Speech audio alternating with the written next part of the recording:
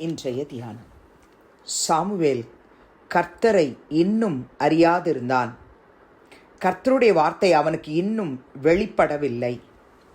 1 Samuel 3:7.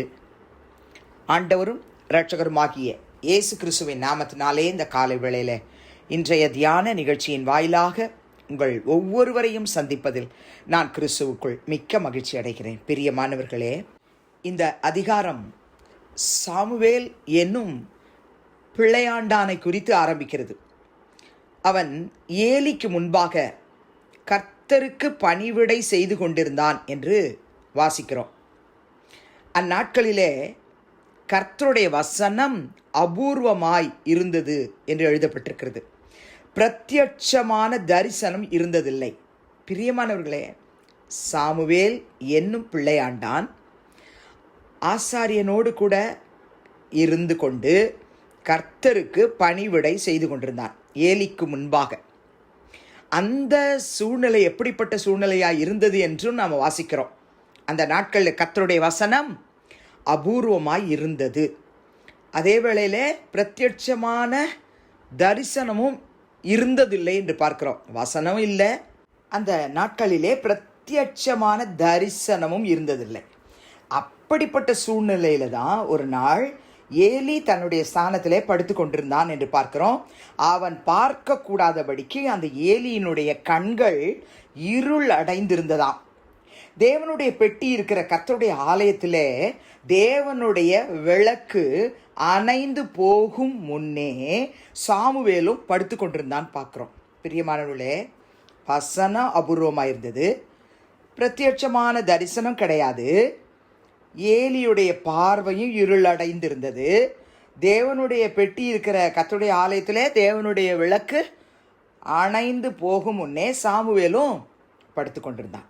அப்பொழுது அந்த சாமுவேலை கர்த்தர் கூப்பிடுகிறார். உடனே அந்த சாமுவேல் இதோ இருக்கிறேன் என்று சொல்லி ஏலி கிட்ட ஓடி போகிறான். இதோ இருக்கிறேன், என்னை கூப்பிட்டீரே என்று சொல்கிறான்.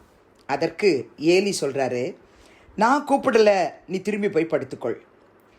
அவன் போய் படுத்துக்கொண்டான். மறுபடியும் கர்த்தர் சாமுவேலே என்று கூப்பிட்டார். அப்பொழுது சாமுவேல் எழுந்திருந்து திரும்பமா எங்க ஏலியின் இடத்திலே போய் இதோ இருக்கிறேன், என்னை கூப்பிட்டீரே என்றான். அதற்கு அவன், என் மகனே, நான் உன்னை கூப்பிடவில்லை, திரும்பி போய் படுத்துக்கொள் என்றான். பிரியமானவர்களே, இந்த வார்த்தையை கேட்ட பிறகு நாம் வாசிக்கிறோம், சாமுவேல் கர்த்தரை இன்னும் அறியாதிருந்தான். ஆலயத்தில் தான் இருக்கிறாரு. வசனம் அபூர்வமான காலம், பிரத்யட்சமான தரிசனம் இல்லை. நான் யாருக்கு முன்பாக நின்று கர்த்தருக்கு ஊழியம் செய்கிறேனோ அந்த வயசான ஏலியினுடைய கண்களும் இருளடைஞ்சிருக்கு.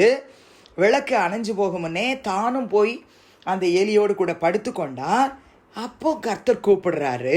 பிரியமானவர்களே, இது நம்ம சண்டே கிளாஸில் கற்றுக்கொண்ட பாடம் தான். ஆமென் பிரியமானவர்களே. ஆனாலும் இதில் கர்த்தர் ஒரு காரியத்தை இன்றைக்கு என்னோடு உங்களோடு நம்மோடு பேச விரும்புகிறார்.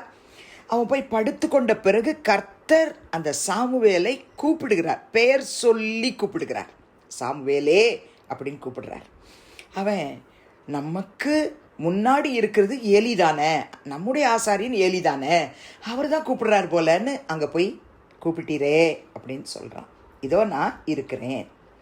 2வது விஷயம் கூப்பிடும் பொழுது தான், மகனே, நான் உன்னை கூப்பிடல, திரும்பி போய் படுத்துக்கொள் என்றான். பிரியமானவர்களே, அந்த சின்ன வயசில் சாமுவேல் கர்த்தரை இன்னும் அறியாதிருந்தான்னு வாசிக்கிறோம். கர்த்தருடைய வார்த்தை அவனுக்கு இன்னும் வெளிப்படவில்லை என்றும் வாசிக்கிறோம். அதுக்கு பிறகுதான் 3ஆம் விசை சாமுவேலன்னு கர்த்தர் கூப்பிட்ட பிறகு அவன் எழுந்திருந்து ஏலியின் இடத்துல போய் இதோ இருக்கிறேன், என்னை கூப்பிட்டீரே என்றான். அப்பொழுது கர்த்தர் பிள்ளையாண்டானை கூப்பிடுகிறார் என்று ஏலி அப்பந்தான் அறிந்தார். அறிந்து சாமுவேல் கிட்ட சொல்றார், நீ போய் படுத்துக்கொள், இதுக்கு பிறகு நீ சத்தத்தை கேட்டால், உன்னை கூப்பிட்டா நீ சொல்லு, கர்த்தாவே சொல்லும், அடியேன் கேட்கிறேன் என்று சொல் என்றார். அதே போல சாமுவேல் போய் படுத்துக்கொண்டார்.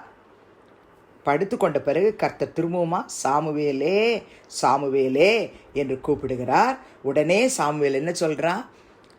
சொல்லும், அடியே கேட்கிறேன். அப்போ கர்த்தர் அந்த சாமுவேல் இடத்துல ஒரு பெரிய காரியத்தை வெளிப்படுத்துகிறார். இஸ்ரவேலில் ஒரு காரியத்தை நான் செய்ய போகிறேன் அப்படின்னு சொல்லி கர்த்தர் வெளிப்படுத்துகிறார். ஏலியினுடைய குடும்பத்துக்கு காரியங்களை, நடைபெற போகிற காரியங்களை, வரப்பண்ண போகிற காரியங்களை மிக தெளிவாக சொல்கிறார். கர்த்தருடைய பிள்ளைகளே, ஆனால் இன்றைக்கு நமக்கு அப்படிப்பட்ட காலம் கிடையாது. இன்றைக்கு ஆண்டவராகிய இயேசு கிறிஸ்து நமக்கு வசனத்தின் மூலமாய் பேசுகிறார், தரிசனத்தின் மூலமாய் பேசுகிறார், நம்மை பேர் சொல்லி கூப்பிடுகிறார், நமக்கு அநேக காரியங்களை வெளிப்படுத்துகிறார். அப்போ நாம் என்ன சொல்லணும்? கர்த்தாவே, நீங்கள் கூப்பிடுற சத்தத்தை அறிந்து கொள்ளும்படிக்கு உணர்வுள்ள இருதயத்தை எனக்கு தாங்கன்னு நம்ம கேட்கணும். எரேமியாவில் அதை தான் வாசிக்கிறோம்.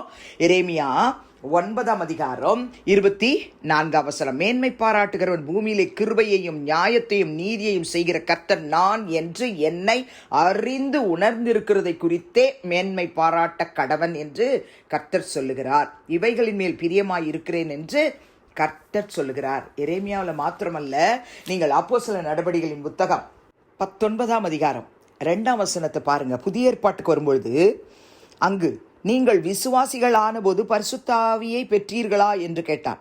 அதற்கு அவர்கள் பரிசுத்த ஆவி உண்டு என்பதை நாங்கள் கேள்விப்படவில்லை என்றார்கள்.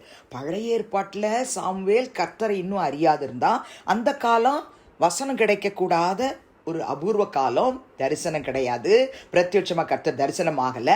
அந்த காலத்தில் கர்த்தரை அவன் அறியாதிருந்தான். ஆனால் புதிய ஏற்பாட்டுக்கு வரும்பொழுது அப்போஸ்தலர் 19ஆம் அதிகாரம் 2ஆம் வசனத்தில் என்ன வாசித்தோம்? விசுவாசிகளான போது பரிசுத்த ஆவியை பெற்றீர்களா என்று கேட்டான். அதுக்கு அவங்க என்ன சொல்கிறாங்க? பரிசுத்த ஆவி உண்டு என்பதை நாங்கள் கேள்விப்படவில்லை என்றார்கள். பிரியமானவர்களே, இன்றைக்கும் பிதா, குமாரன், பரிசுத்த ஆவியானவரை குறித்த அறிவு இல்லாதபடிக்கு அநேகர் காணப்படுகிறார்கள். கர்த்தாவே, உம்மை அறியாத ஒவ்வொருவருக்கும் உம்மை வெளிப்படுத்தோன்னு ஒரே ஒரு நிமிஷம் ஜெபிக்கலாமா?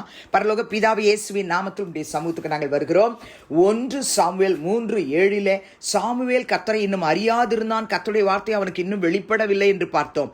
இந்த நாளிலே சாமுவேலை போல கர்த்தரை அறியாதபடிக்கு யார் ஜெபித்தாலும், ஆண்டவரே, உம்மை குறித்த அறிவை பெற்றுக்கொள்ளாதபடிக்கு, பரிசுத்த ஆவியானவரை குறித்த அறிவை பெற்றுக்கொள்ளாதபடிக்கு, இயேசு கிறிஸ்துவை குறித்த தெளிந்த அறிவை பெற்றுக்கொள்ளாதபடிக்கு, சத்தியத்தை அறியாதபடிக்கு யார் இருந்தாலும் அவருடைய மனக்கண்களை கர்த்தர் திறப்பீராக.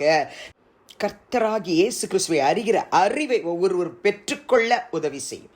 இயேசுவின் நாமத்தில் பிதாவே, ஆமென். கிறிஸ்துவுக்குள் பிரியமானவர்களே, இந்த நாளிலே கர்த்தர் தாமே உங்களோடு கூட இருப்பாராக, உங்களை ஆசீர்வதிப்பாராக, உங்களை நடத்துவாராக. ஆமென்.